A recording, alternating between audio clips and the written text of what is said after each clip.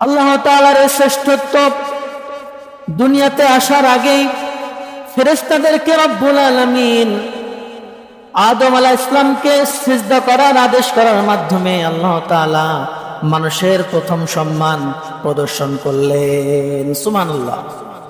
আল্লাহ তাআলা যখন আদমকে সৃষ্টি করলেন, সৃষ্টি করার পরে সকল ফেরেশতাদেরকে ডেকে বললেন, ও আমার ফেরেশতাকুল, তোমরা আদম আলাইহিস সালামকে সিজদা করো।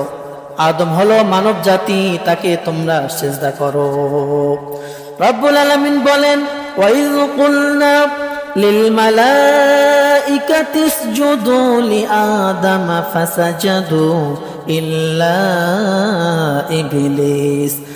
আমি আল্লাহ ঘোষণা দিলাম, ও ফেরেশতা, ও আমার ফেরেশতাকুল, তোমরা সবাই মিলে আদমকে সিজদা করো। সবাই সিজদা করলো, শুধু একজন ছাড়া। কে ছাড়া? ইল্লা ইবলিস। ইবলিস সিজদা করলো না। আল্লাহ বললেন, তুমি আমার আদেশ মানলে না। আবা ওয়াস্তাকবার ফাকানা মিনাল কাফিরিন।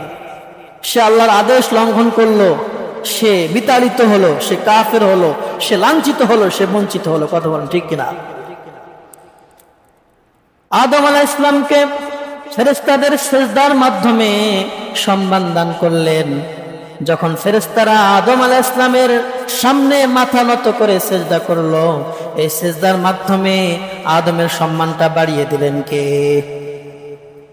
তুমি মাটির আদমকে প্রথম সৃষ্টি করিয়া ঘোষণা করিয়া দিলে শ্রেষ্ঠ বলিয়া। তুমি মাটির আদমকে প্রথম সৃষ্টি করিয়া ঘোষণা করিয়া দিলে শ্রেষ্ঠ বলিয়া। তাই নূরের ফেরেশতা করে আদমকে সেজদা। তাই নূরের ফেরেশতা করে আদমকে সেজদা। সবার চেয়ে দিলে বেশি মানুষকে সম্মান। আল্লাহু আল্লাহু তুমি জাল্লে জালালু। সবার মুখস্থ নাই? পড়েন, আল্লাহু আল্লাহু তুমি জাল্লে জালালু। শেষ করা তো যায় না গে তোমার গুণগান। আল্লাহু আল্লাহু তুমি জাল্লে জালালু। শেষ করা তো যায় না গে তোমার গুণগান।